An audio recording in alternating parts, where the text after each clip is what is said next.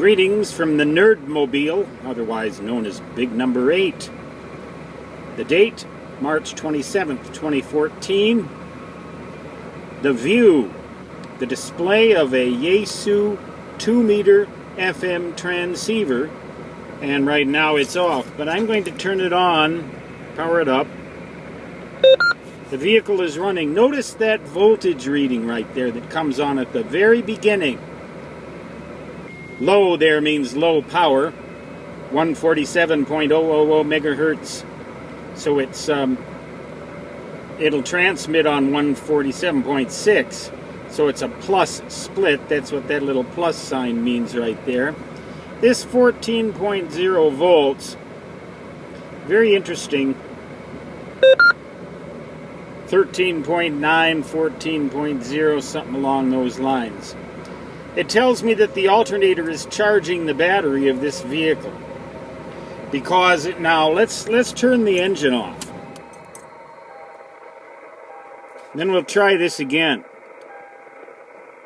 And we'll see what the battery voltage is now.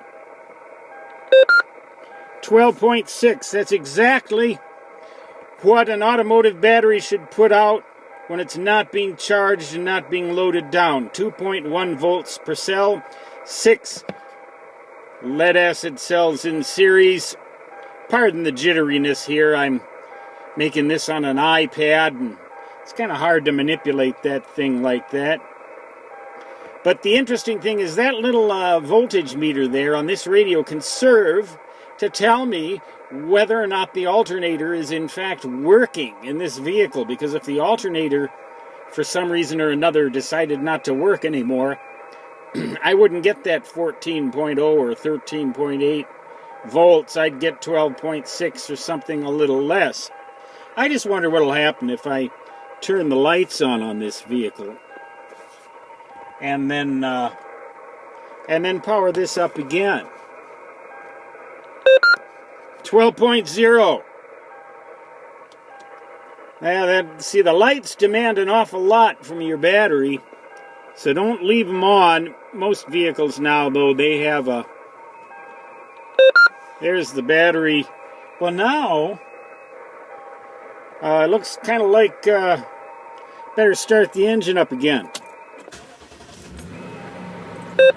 Now, this little radio is powered off a cigarette lighter adapter.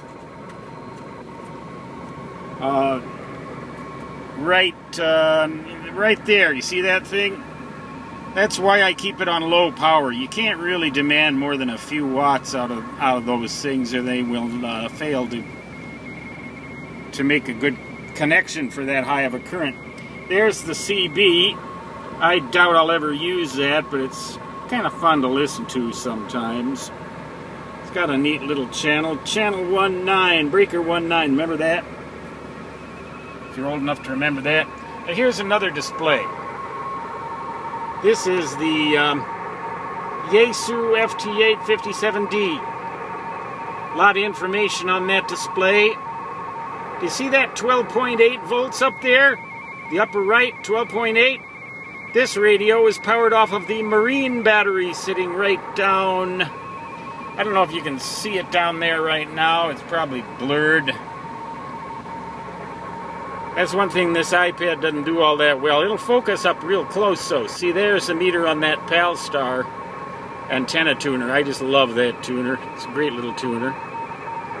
But this display, it shows the frequency. It shows it's in CW, VFOA, S8 noise level, or maybe that's the signal there, that teletype. It's got a microprocessor in it. The ATAS is activated. That's what that ATAS there means. But that 12.8 volts, now with a marine battery, when you discharge, gradually over time that battery will discharge and the voltage will gradually decline. I found a table on a website about deep cycle batteries, and I will include in this video a link to that website, all about deep cycle batteries. 12.8 volts. Now when it gets down to 12.1 or 12.0, it's about halfway discharged, and at that point it's a good idea to recharge it. Interesting thing about these deep cycle batteries, if you let them discharge a lot, you'll get fewer recharge cycles. If you don't let them discharge that much with each use, you'll get more. It's as if they contain a certain amount of energy, and over time, when you use that up, the battery is demised. I believe these things last about 2 years.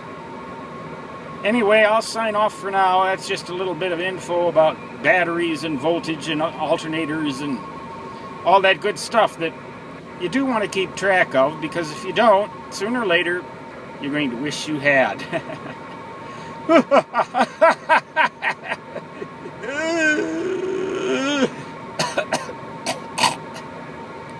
Stan Jabalisco, W1GV, Whiskey 1, good vibrations, saying 73, and so long for now.